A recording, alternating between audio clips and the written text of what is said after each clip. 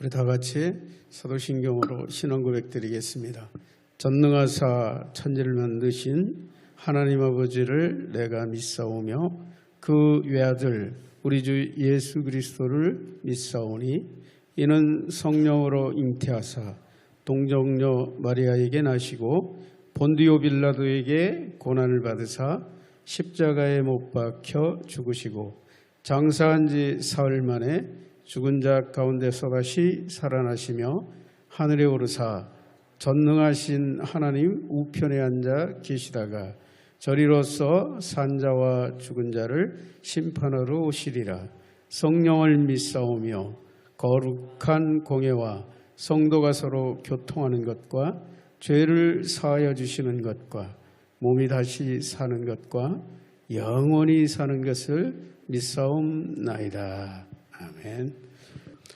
우리 오늘 함께 나눌 말씀은 요한복음 6장입니다. 요한복음 6장 48절에서 58절까지 보겠습니다. 요한복음 6장 48절에서 58절까지 함께 보겠습니다. 네, 요한복음 6장 48절에서 58절. 자, 찾으신 줄 알고 우리 함께 합독하시겠습니다. 내가 곧 생명의 떡이니라. 너희 조상들은 광야에서 만나를 먹었어도 죽었거니와 이는 하늘에서 내려오는 떡이니 사람으로 하여금 먹고 죽지 아니하게 하는 것이니라. 나는 하늘에서 내려오는 살아있는 떡이니 사람이 이 떡을 먹으면 영생하리라. 내가 줄 떡은 곧 세상의 생명을 위한 내 살이니라 하시니라. 그러므로 유대인들이 서로 다투어 이르되 이 사람이 어찌 능히 자기 살을 우리에게 주어 먹게 하겠느냐. 예수께서 이르시되 내가 진실로 진실로 너희에게 이르노니 인자의 살을 먹지 아니하고 인자의 피를 마시지 아니하면 너희 속에 생명이 없느니라. 내 살을 먹고 내 피를 마시는 자는 영생을 가졌고 마지막 날에 내가 그를 다시 살리리니 내 살은 참된 양식이요 내 피는 참된 음료로다. 내 살을 먹고 내 피를 마시는 자는 내 안에 거하고 나도 그의 안에 거하나니 살아계신 아버지께서 나를 보내심에 내가 아버지로 말미암아 사는 것 같이 나를 먹는 그 사람도 나로 말미암아 살리라. 이것은 하늘에서 내려온 떡이니 조상들이 먹고도 죽은 그것과 같지 아니하여 이 떡을 먹는 자는 영원히 살리라. 아멘. 요한복음 6장의 주제는 생명의 떡입니다. 요한복음 6장의 구성을 보면 1절에서 15절은 육신의 양식을 먹이시는 오병이어의 기적을 말하고 있죠.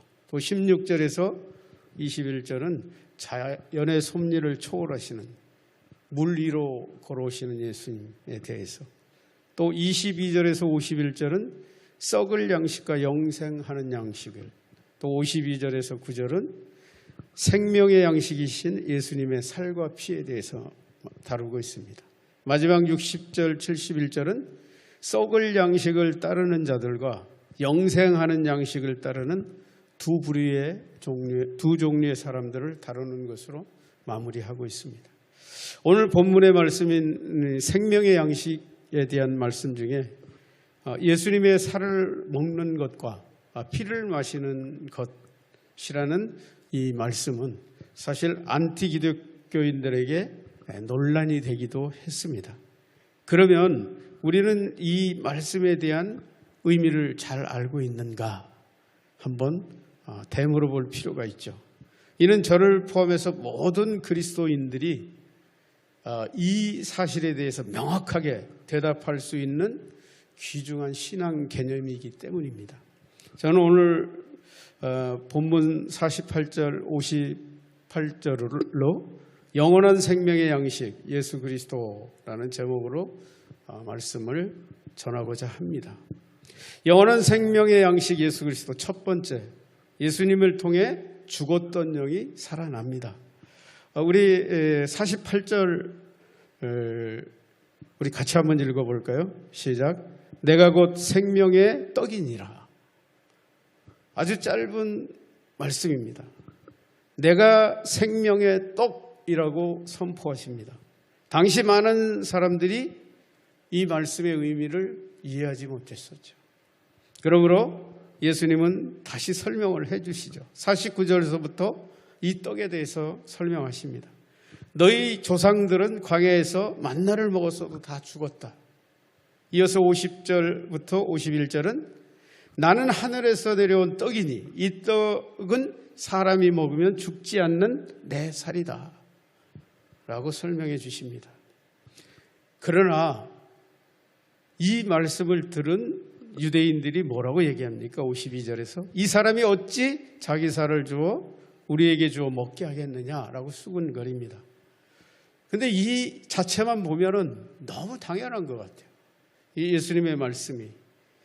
예수님의 말씀은 당시 유대인에게 결코 이해할 수 없는 그런 말씀이었었죠.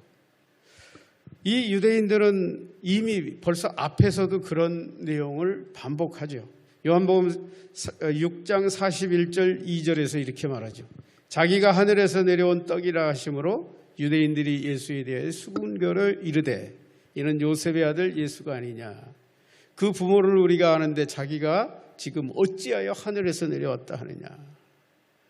예수님의 출생을 잘 알고 있는 유대인들. 이 예수님의 말씀을 도무지 이해할 수 없었던 것이죠. 사랑하는 여러분, 아마 이 시대를 살아가는 많은 그리스도인들도 이 말씀의 정확한 의미를 알지 못하고 살아가는 경우가 참 많다고 생각됩니다. 그러므로 우리는 이 말씀의 진정한 의미를 확실하게 알아야 될 필요가 있다고 생각합니다. 이 짧은 48절 한 절의 말씀, 내가 곧 생명의 떡이다 라는 이 한마디의 말씀은 아마 이 지구상에서 지금까지 선포된 말씀 중에서 가장 위대한 천지개벽의 복음이라는 사실이죠. 세상에서 저주 아래 살아가는 인간 구원의 본질적인 근거가 되는 말씀이기도 하고요. 또 성경의 축복을 전부 압축해 놓은 복음 중의 복음이 이 한 마디에 들어있다라는 사실입니다. 그렇습니다. 사랑하는 여러분, 그러므로 우리는 이 말씀에 담긴 신앙적인 근거가 너무 중요하다는 거예요. 우리는 이 말씀에 대해서 분명하게 알고 확신해야 된다는 사실이죠. 이 예수님께서 말씀하신 이 생명의 떡, 예수님의 말씀처럼 하늘에서 내려온 만나도 아니라고 말씀하시죠. 이 만나를 먹는 자도 죽었다고 말씀하신 것이죠. 그리고 우리가 6장 초반에서 예수님께서 오병이어의 기적을 일으키셨습니다. 왜? 사람들을 먹이셨다는 얘기예요. 그러나 그 오병이의 떡도 아니라는 사실을 우리는 여기서 발견하게 되는 것이죠. 그래서 예수님의 말씀하신 이 양식들은 무엇일까? 결국 육신의 양식이 아니라는 것이죠. 그렇습니다. 예수님은 49절에서 너희 조상들이 먹고도 죽은 양식과 50절은 영원히 죽지 않는 양식을 대조하시는 것이죠. 그리고 51절까지는 그렇게 얘기합니다. 나는 하늘에서 내려온 살아있는 떡이니 나를 먹으면 영생하리라. 나를 먹으면 영생하리라. 상식적으로 이성적으로 결코 이해되지는 않는 말씀이죠. 그러나 이 말씀 속에는 엄청난 세상을 천지를 개혁하는 그 놀라운 복음의 의미가 숨겨져 있다는 것이죠. 왜 그럴까요? 에베소서 2장 1절은 그는 허물과 죄로 죽었던 너희를 살리셨도다. 이 살리셨다고 얘기하죠. 골로새서 2장 13절도 또 범죄와 육체의 무할대로 죽었던 너희를 하나님이 그와 함께 살리시고 우리의 모든 죄를 사하시고, 여기서 살리시고가 뭐냐는 얘기예요. 살리셨다는 의미가 뭐냐는 거죠. 여러분, 우리가 예수님이 살리셨다고 얘기하면 우리가 언제는 죽었었습니까? 근데 살리셨다고 얘기해요, 성경. 그럼 뭐가 살았냐는 거예요. 예수님의 이 한마디의 말씀 속에서 우리는 이 생명의 떡이라는 이 한마디의 말씀 속에서 다시 우리를 살리셨다는 의미를 발견할 수 있어야 된다는 얘기죠. 우리를 살리셨다. 예수님은 생명의 떡이다. 이것은 너무 오묘한 우리 기독교의 비밀이죠. 우리 믿는 자의 비밀이기도 하죠. 여러분, 세상에 많은 사람들, 믿지 않는 사람들이 지나갑니다. 여러분, 그들은 다 죽은 자들입니다. 죽은 자들입니다. 뭐가 죽었다고요? 영이 죽었다는 거예요. 예수님의 이 생명의 양식은 죽었던 영을 살리는 양식이라는 것이죠. 내가 바로 그게 뭐예요? 우리가 바로 이 비밀은 바로 창세기 1장에서 이미 나온 얘기들이죠. 인간의 범죄로 죽었던 인간, 죽어버린 인간, 그 죽어버린 상태는 하나님과 단절된 죽음을 의미합니다. 이게 영적 죽음이죠. 여기서 예수님의 생명의 떡의 의미는 바로 거기 있는 거예요. 너희 죽었던 죽어버린 영이 다시 살아나는 그 놀라운 것을 지금 선포한다는 얘기죠. 선포하시는 것이라는 얘기예요. 사랑하는 여러분, 예수님은 우리의 영을 살리시기 위해서 이 땅에 오신 거예요. 우리 영이 죽었다는 것은요, 우리의 영이 따로 있다는 것이 아닙니다. 우리 영이신 하나님과 함께 있을 때 우리 영이 살아나는 거예요. 우리 안에 예수가 계실 때 우리가 영적인 존재가 되는 것이죠. 그래서 너희가 살았다는 것은 우리 안에 예수님이 살았다는 거예요. 사신다는 거예요. 너무 중요한 얘기. 그래서 이 세상의 저주는 뭐예요? 예수님이 내 안에 없는 게 저주인 거예요. 하나님과 단절된 저주라는 거예요. 근데 예수님은 오늘 생명의 떡의 의미는 바로 이 죽었던 영이 살아나는 그 예수의 생명, 하나님의 영이 우리 안에 임하시는 것을 의미하는 어마어마한 이야기라는 사실이죠.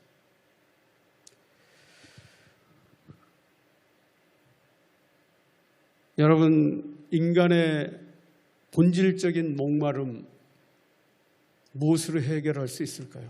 돈으로 해결할 수 있을까요? 아니면 명예나 권세로 이 목마름이 해결될까요? 세상은 결코 그렇지 않다고 말합니다. 이 목마름이 해결하는 유일한 방법을 파스칼은 그렇게 말하죠. 우리 안에는 하나님이 만들어 놓은 공간이 있다. 그것은 세상의 어떤 것으로도 채워질 수 없다. 그것은 예수 그리스도를 통해, 예수님을 통한 하나님에 의해서만 채워질 수 있다. 이 의미가 무엇인 줄 아세요? 하나님이 다시 우리 안에 오셔야지 채워진다라는 거예요. 여러분 너무 잘 아시는 지난번에 나눴던 요한복음 4장 13, 14절은 예수께서 사마리아 여인에게 이렇게 이 생명의 물에 대한 이야기를 하시죠. 예수께서 대답하여 이르시되 이 물을 마시는 자마다 다시 목마르려니와 내가 주는 물을 마시는 자는 영원히 목마르지 아니하리니 내가 주는 물은 그 속에서 영생하도록 솟아나는 샘물이 되리라. 우물 옆에서 목마름을 말씀하시고요. 우물 옆에서 아무리 물을 마셔도 목마르지만 영원히 목마르지 않는 샘물이 있다는 거예요. 그게 누구냐는 거예요. 그게 예수님 자신이라는 거예요. 예수님 그 자신은 누구세요? 하나님이시잖아요. 하나님이 우리 안에 오실 때 우리는 다시 저주의 목마름에서 해방되는 것이죠. 여러분 예수 믿고서도 목마름이 있죠.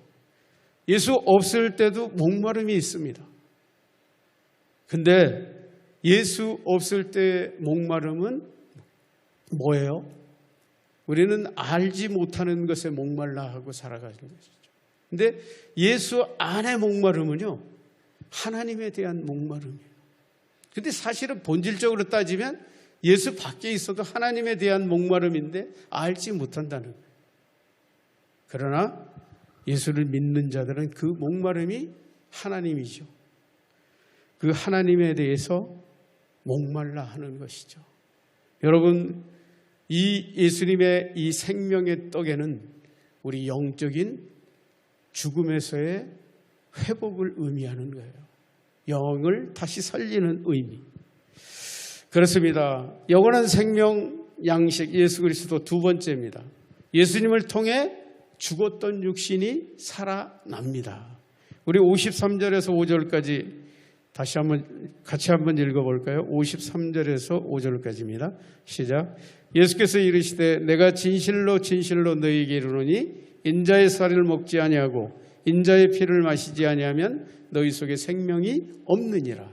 내 살을 먹고 내 피를 마시는 자는 영생을 가졌고 마지막 날에 내가 그를 다시 살리리니 내 살은 참된 양식이요 내 피는 참된 음료로다. 유대인들이 52절에서 분명히 말했습니다. 이 사람이 어찌 능히 자기 살을 주어 우리에게 먹게 하겠느냐라고 얘기했지만 예수님은 계속해서 말씀하시는 거죠. 53절 내가 진실로 진실로 너희에게 말하노니 인자의 살을 먹지 아니하고 인자의 피를 마시지 않는 자는 그 안에 생명이 없다. 이어서 54절은 내 살을 먹고 내 피를 마시는 자는 마지막 날에 내가 그를 다시 살리리라. 무슨 얘기냐는 거예요. 살과 피를 먹는 자는 다시 살리고 먹지 않는 자는 살 수가 없다. 이것은 압달락에서 언급한 것처럼 예수님의 살과 피가 뭐라고 했습니까? 제가 양식이라고, 예수님이 양식이라고 그랬죠. 내가 양식이라고 얘기했어. 이 살과 피가 무엇이에요? 우리는 여기서 너무나 쉽게 찾을 수 있는 것, 이 살과 피가 양식이고 예수님이시고 생명의 떡이시고 뭐예요? 하나님의 말씀이라는 의미를 너무 쉽게 발견할 수 있더라. 이 양식이. 왜 그럴까요? 예수님은 하나님의 말씀이시기 때문이죠. 말씀이 육신이 되어 오신 분이 예수님이잖아요. 예수님을 먹는 것은 뭐예요? 예수님의 살과 피는 뭐예요? 결국 말씀이라는 의미예요. 그런데 여기서는 먹고 마시라. 살과 피를 먹고 마시라는 의미. 먹고 마신다는 의미는 또 무엇이냐는 얘기죠. 여기서 예수님이 말씀하신 모든 양식은 영의 양식입니다. 그러나 우리는 이 영의 양식, 앞에서 말씀드린 것처럼 하나님의 말씀이라고 너무 잘 알아요. 그러나 여기서 예수님이 말씀하신 살과 피를 먹고 마신다는 것에 대한 먹고 마신다는 의미에 대해서는 우리가 좀 더 고개를 갸우뚱해 볼 필요가 있다는 거예요. 먹고 마신다. 먹고 마신다. 말씀을 먹고 마신다. 참 이해가 쉽겠는데 말씀이신 예수 그리스도이시니까 이해가 쉽습니다. 그러나 먹고 마시라 라는 의미에 대해서는 이 먹고 마신다는 의미를 발견해야 된다는 거죠. 먹고 마신다. 말씀을 먹는다. 막 읽는다. 아니면 공부한다. 막 그런 의미일까? 한번 생각해 봐야 된다. 쉽게 다가올 수 있는 거는 막 읽고 공부하고 하는 것 같이 보여집니다. 근데 이 말씀 속에는 예수 그리스도의 깊은 이 말씀하신 의미가 담겨 있다는 거예요. 그럼 이걸 어디서 찾아야 되느냐? 우리 바로 앞단락의 마지막 절이죠. 47절 우리 같이 한번 읽어볼까요? 시작. 진실로 진실로 너희에게 이르노니 믿는 자는 영생을 가졌나니. 이것은 지금 오늘 본문 단락하고 이어지는 말씀이기도 하죠. 뭐예요? 먹는다는 이 개념 자체가 뭐예요? 먹는 자는 영생을 가졌다고 말씀하셨는데 먹는 자가 영생을 가졌는데 47절에서는 믿는 자가 영생을 가졌다고 말해요. 뭡니까? 먹는다는 말과 믿는다는 말이 동의어로 쓰이고 있다는 거예요. 먹는 것과 믿는 것. 예수 그리스도의 말씀, 여기서 내 살을 먹고 내 피를 마시고 마시는 자는 영생을 가졌나니의 의미는 하나님의 말씀을 듣고 믿는 자라는 의미로 이해될 수 있다는 거예요. 말씀이신 예수님을 믿는 자가 영생을 가졌다 라고 볼 수 있는 거죠. 즉 본문에서 먹고 마신다는 의미와 믿는다는 의미가 동일하게 사용되고 있다는 거예요. 그러므로 정리하면 예수님의 살과 피를 먹고 마시는 것은 예수님의 말씀을 믿는다는 것으로 정의될 수 있습니다. 그러므로 영생을 얻는 것과 동일하게 부활의 생명도 말씀을 믿는 자가 얻는다는 거예요. 예수님의 살과 피를 먹지 않는 자는 하나님의 말씀을 듣고 믿지 않는 자인 것이죠. 그들에게는 부활의 소망이 없다라는 의미로 볼 수 있습니다. 의미입니다. 결국 하나님의 말씀을 듣고 순종하고 말씀이신 예수님의 살과 피를 먹고 마신다는 의미는 하나님의 말씀을 믿고 예수 그리스도의 십자가 대속을 믿는 믿음, 이 믿음이 부활의 날 우리를 다시 살게 한다는 거예요.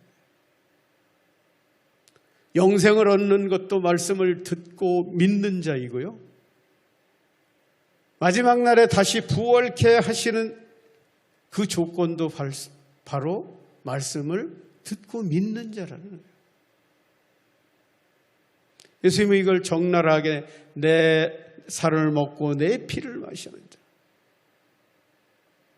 하나님이 선포하신 말씀, 선포된 말씀이 성취된 예수 그리스도, 그 말씀을 듣고 믿는 자가 영생을 얻는다는 의미인 것이죠.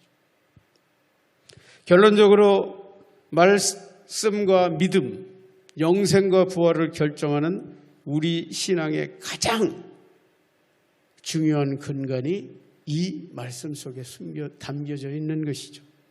그러므로 선포된 말씀인 성경과 성취된 말씀인 예수 그리스도의 십자가 대속을 믿는 것, 이것이 가장 복음적이고 기독론적인 신앙의 기초랍니다. 그렇습니다. 예수 그리스도는 우리 기독교의 근간이시잖아요. 예수 그리스도는 하나님의 말씀이시잖아요. 우리는 그것을 믿는 것이죠. 믿는 것, 먹는 것, 예수님은 동일하게 말씀하고 있다는 사실입니다. 영원한 생명의 양식 예수 그리스도, 세 번째입니다. 예수님을 통해서 영원히 살게 된다. 우리 56절에서 8절도 같이 한번 읽겠습니다. 시작. 내 살을 먹고 내 피를 마시는 자는 내 안에 거하고 나도 그의 안에 거하나니 살아계신 아버지께서 나를 보내심에 내가 아버지로 말미암아 사는 것 같이 나를 먹는 그 사람도 나로 말미암아 살리라. 이것은 하늘에서 내려온 떡이니 조상들이 먹고도 죽은 그것과 같지 아니하여 이 떡을 먹는 자는 영원히 살리라. 여기서 살과 피는 앞에서 언급하는 것처럼 말씀이 육신이 되신 예수님의 말씀을 의미하고, 또 먹고 마신다는 것은 즉 예수 그리스도를 믿는 것을 의미한다고 살펴보았습니다. 그러므로 56절에 예수님과 영원히 함께 살아가는 조건은 말씀이신 예수님을 믿는 것이라는 의미이죠. 이어서 57절의 의미는 요한복음 5장에서 나누었던 말씀이죠. 주님은 이렇게 말씀하십니다. 아버지와 내가 하나이신 것 같이 너희도 하나가 되게 하려는 것이다. 무엇입니까? 제가 전에 말씀드렸던 것 같아요. 우리 기독교는 하나가 되는 종교인데요. 말씀 안에서 하나가 된다고 말씀드렸어요. 선포하신 성부 하나님, 그죠? 성취하신 예수 그리스도, 이 복음이 성취된 예수 그리스도를 증거하시는 성령님. 이 기독교의 시대를 세 가지로 분류할 수 있다고 했죠. 하나님의 시대, 말씀을 선포하셨어요. 약속하셨습니다. 우리의 구원을. 그리고 그 말씀이, 이 구원이 예수 그리스도를 통해서 완성이 됩니다. 복음을 이루신 거죠. 그래서 성부 시대를 율법 시대라고 얘기하죠. 말씀 시대. 그리고 예수님 시대를 복음 시대라고 얘기해요. 왜? 율법 시대는 약속된 것을 기다리는 시대였고요. 예수님 시대는 약속이 성취된 시대였습니다. 그리고 예수님이 승천하시면서 성령님의 시대를 얘기하십니다. 이 성령님의 시대는 성취된 복음을 증거하는 시대라는 거예요. 즉 선교 시대라는 거예요. 지금 우리는 선교 시대를 살아가고 있죠. 이 말씀하고 똑같은 말씀, 하나가 되려 함이라. 하나님과 예수님, 성령님이 말씀으로 하나가 되시고요. 선포된 말씀, 성취하신 말씀, 증거하시는 말씀. 우리는 그 안에서, 우리도 그 안에서, 말씀 안에서 하나님과 하나가 되는, 예수 그리스도와 하나가 되는 것이라는 얘기죠. 그렇습니다. 58절에 너희 조상들은 만나를 먹고도 죽었지만 나는 먹는 자는 영원히 살 것이다. 하나님의 말씀 안에 있는, 하나님 안에 있는 우리 모두는 영원히 산다는 얘기죠. 예수님은 그 의미에 대해서 우리 63절에서 말씀하고 있습니다. 63절 같이 한번 읽어볼까요? 시작. 살리는 것은 영이니 육은 무익하니라. 내가 너희에게 이른 말은 영이요 생명이라. 분명하게 정의하고 계신다는 거예요. 지금 모두 말씀하시는 것들이 육신의 얘기가 아니라 영의 얘기라. 여기서 내가 너희에게 이른 말, 이 말이 뭐냐는 거예요. 그게 말씀이라는 거예요. 우리에게 주신 말씀. 그러므로 영생과 부활과 함께 예수님과 영원히 동행하는 모든 조건이 되는 영생의 말씀, 즉 하나님의 말씀을 깨닫고 믿는 것 너무 중요하다는 거예요. 말씀을 아는 것 중요하겠죠. 그러나 정말 중요한 것은 말씀을 알고 믿어야 된다는 것이죠. 요한복음 4장 13, 14절에서 예수님께 그렇게 말씀하십니다. 예수께서 대답하여 이르시되 이 물을 마시는 자마다, 아까 읽었던 성경입니다, 다시 목마르려니요. 세상의 모든 것은 다시 목마르다는 거예요. 사마리아 여인의 남편이 5이나 되는 문제, 6, 7, 8이 돼도 역시 목마르다는 거예요. 그러나 내가 주는 물을 마시는 자는 영원히 목마르지 않더라. 그렇게 말씀하시죠. 이 하나님의 말씀을 믿는 자의 삶이 그렇다는 거예요. 믿어지는 자는 목마르지 않는 삶을 살게 되고요. 믿어지지 않는 자는 괴롭다는 거예요.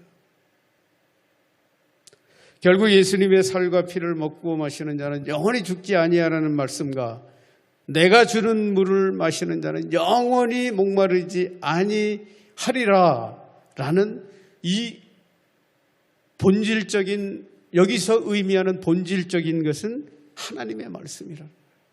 영원히 목마르지 않는 것, 하나님의 말씀. 영원히 죽지 않는 것, 하나님의 말씀. 결국 요한복음 1장 1절에서 14절은 그렇게 말하죠. 태초에 말씀이 계시니라. 이 말씀이 하나님과 함께 계셨으니 이 말씀은 곧 하나님이시니라. 말씀이 육신이 되어 우리 가운데 거하심에 우리가 그의 영광을 보니 아버지의 독생자의 영광이요 은혜와 진리가 충만하다. 복음 중에 복음입니다. 성경 전체에서 가장 큰 복음은 바로 이 복음이에요. 우리 기독교의 뿌리가 되는 복음이죠. 태초부터 계셨던 하나님, 그분이 예수님이시고 그분은 육신을 입고 이 땅에 오신 하나님이시고 하나님의 아들이시고 그분이 길이고 진리고 생명이시고 사도 요한은 예수님은 태초부터 하나님의 말씀으로 함께 계신 참 하나님이시라고 말하고 있고요. 그 말씀이 육신을 입고 이 땅에 오신 하나님의 아들, 하나님의 아들이라고 말씀하시는 가장 복음적이고 가장 신앙적이고 가장 기독론적인 얘기를 이 두 절의 말씀에서 요약하고 있더라. 이 말씀의 중요성을 오늘 본문 6장은 마지막으로 정리하고 끝을 맺습니다. 66절, 68절입니다. 우리 같이 한번 읽어볼까요? 6장 66절에서 68절입니다. 시작.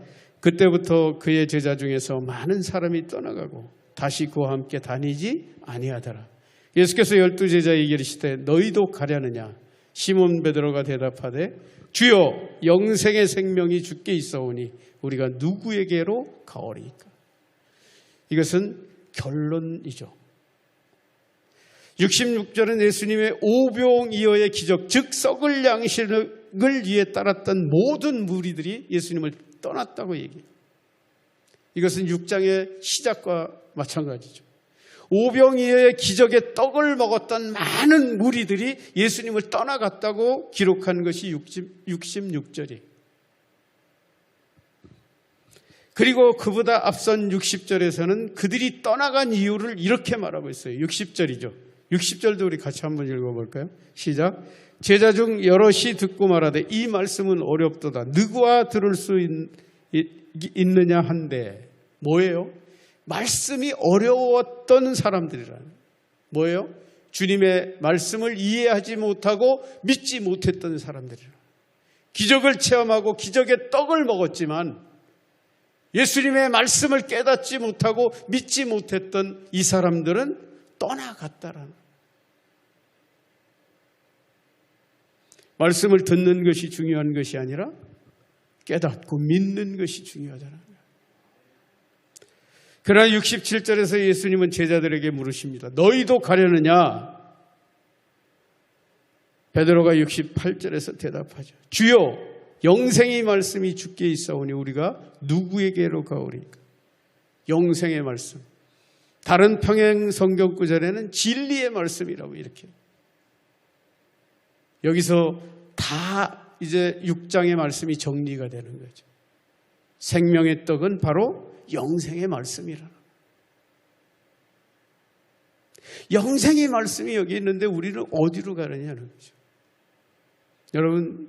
여러분들은 신앙의 고비를 경험해보지 않으셨을 수도 있습니다. 그러나 신앙의 고비를 한두 번은 겪어봤을까? 하나님 그러실 수 있습니까? 그러실 수 있습니까? 그런데 여러분, 아무리 하나님께 화가 나고 그러실 수 있느냐고 볼멘소리에도 딴 데 갈 데 있던가요? 없다는 거예요. 예수님을 떠나서 다른 길이 없어요. 예수님을 만나서 예수를 믿은 사람은 다른 길이 보이지 않아요. 다른 길이 없어요. 정말 화가 나고 분노하지만 갈 데가 없어요. 죄송하지. 좁은 길이에요. 좁은 길이. 길이 없어요. 한 길밖에 없어요. 이게 생명의 길이고 진리의 길이고 오늘 베드로가 고백한 고백이라는 거예요. 살아갈 수 있는 유일한 길.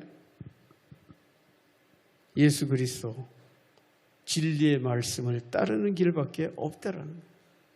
사랑하는 여러분, 결국 알곡과 쭉정이는 하나님의 말씀에 대한 반응으로 갈려져요. 순종과 불순종도 하나님의 말씀으로 가려집니다. 제자와 무리도 말씀으로 가려집니다. 천국과 지옥도 말씀으로 가려집니다. 그래서 말씀은 진리인 것이죠. 기준점인 것이죠.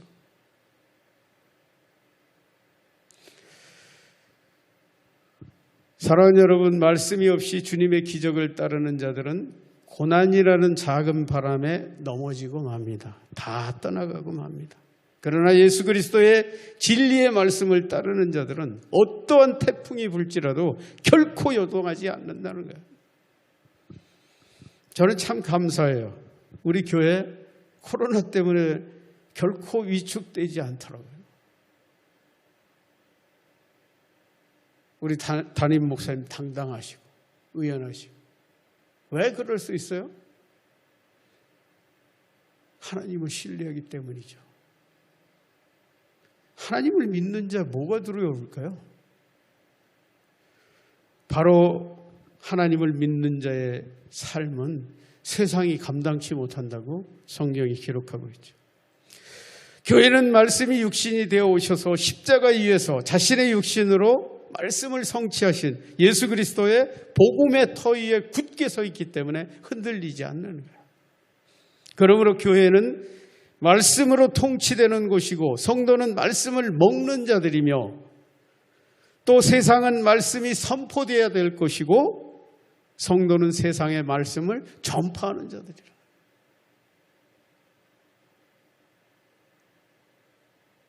그래서 우리의 모든 부르심과 보내심과 우리의 삶과 사역의 모든 영역이 말씀으로 이루어지는 것이죠.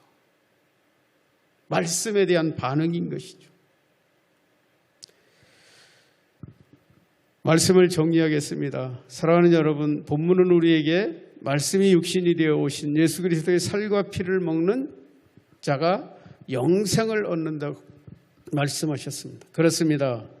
예수 그리스도는 하나님의 말씀 그 자체이시며 그분을 먹는다는 것은 그분의 말씀을 믿는다는 것으로 정리할 수 있습니다.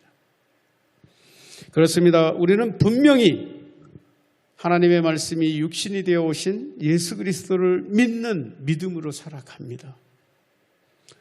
저는 여러분 모두가 영생과 부활의 양식이신 예수 그리스도의 말씀을 믿고 그 말씀대로 살아가시는 위대한 하나님의 제자로, 종으로, 또 백성으로 당당하고 의연하게 이 어두워져가는 세상 속에서 살아가시기를, 승리하시기를 우리 주님의 이름으로 축원드립니다. 기도하겠습니다.